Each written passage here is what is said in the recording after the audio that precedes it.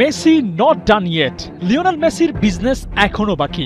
শিরোপা জয়টাই শেষ কথা না, পার্সোনাল গোল বলেও যে কথা আছে, সেখানে এলিমটেন যেন আগাচ্ছেন বুঝে শুনে।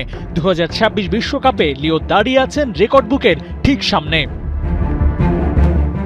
বিশ্বকাপের প্রসঙ্গে যে কোনো দিন যে কারো বিপক্ষে ফেভারিট মেসি, কিন্তু অপূর্ণতা তো এসব ডিবেটে মেসিকে ঠিকই পেছনে ফেলে দিবে। যেমন কখনো মেসি হ্যাট্রিক করতে পারেননি, এটাও কি মেনে নিবে কেউ? সর্বোচ্চ গোল স্কোরার হওয়ার আলাপটা যখন হবে, সেখানে লিও থাকবেন না, সেটাও বা কেমন কথা?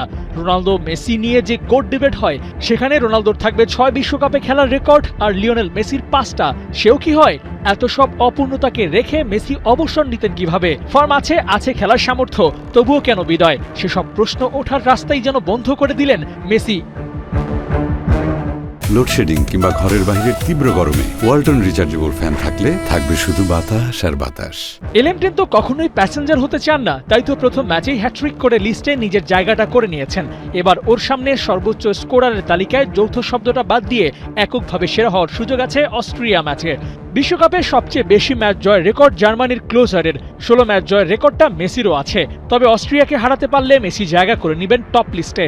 আর তৃতীয় রেকর্ডটা তো একটু ভিন্ন, বিশ্বকাপে বক্সের বাইরে থেকে মেসির গোল 5টা, সেটা এবার হাফ ডজন করলে সবার উপরে উঠে যাবেন লিওনেল মেসি।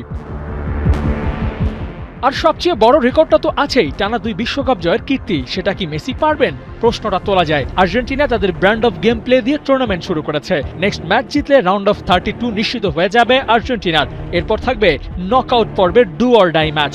সেখানে ওরা সেরাটা দিতে পারলে আর্জেন্টিনার জন্য বিশ্বকাপে ইতিহাস গড়ার সুযোগ থাকবে। একই সাথে আউট অফ নো হোয়ার থেকে মেসি কোনো একটা কীর্তি গড়ে ফেলবেন, সেই আশা তো করতেই পারেন। আবু নাইম, 71।